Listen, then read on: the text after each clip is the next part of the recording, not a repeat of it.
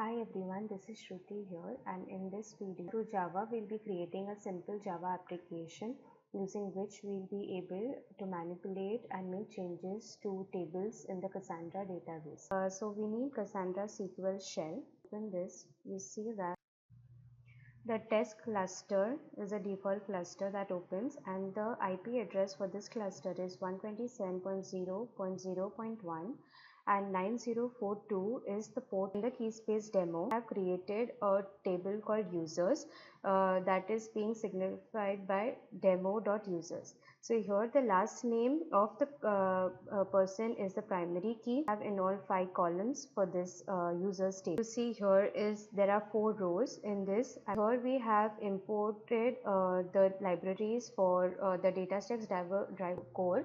We create a cluster and we create under the cluster we initiate a session instance. So basically cluster.builder function has add contact point, and for which we are passing the IP address of a node or a cluster. Now under this cluster we are creating an session instance for the key space demo. Now here what we do is we execute for inserting data into the users table. So insert into users the column names and then the values. Let the result output is stored in the object results. So now when we iterate through the results object, what we can do is we can see the output for the first name and the age. What we do here is we update the age to 36 from 35, and then we will do a delete query. So here we will basically deleting rows where the last name is Jones. So and the last part closing the connection using cluster.close function. Now if we run the row is inserted. This is the 5th row with and the output is shown here as a first name and the age. So when we go back to the Cassandra database and run the same query, we see that now there are 5 rows in the table, and we need to update the same user with the age 36 instead of 35. We see that the age has been updated to 36. Let's go back to the Cassandra DB and check. Here again if you see that the age has been updated to 36. Now you see we have deleted the row where the last name was Jones, and we can see, checking it in the database, you can see that there are 4 rows now.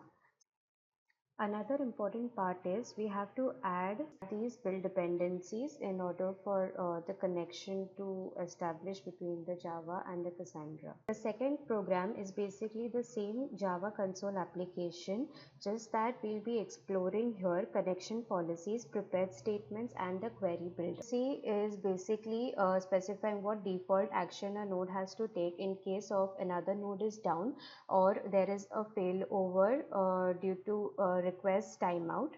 Then we have the load balancing policy because the client driver contacts a coordinator node at the IP address, and it will use the token aware policy to route the data to the node depending on the token ID. So here we have the prepared statement. This is basically used for secure connection to insert values into the DB or to read from the database. We bound the values to the variable and we run the bound statement to insert the values into the database. Prepared statement is passed just once by the cluster. Then we have the query builder. This is basically to prevent potential SQL injection attack. Inserting the row for Bob Jones age 35, and we will be selecting from the database. Here it's reflected. So if we go into the Cassandra DB and we run, you can see that Bob Jones 35 is inserted again. So if we need to update, we'll run this query where query builder will update the age 36 into the demo key space and users table. So if we run this command,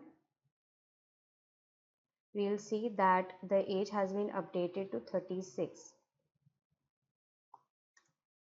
We can see 35 has become 36 again. You see I've run the entire code, so it's inserting, then updating, and then removing the row with Bob Jones. That's it. Thank you.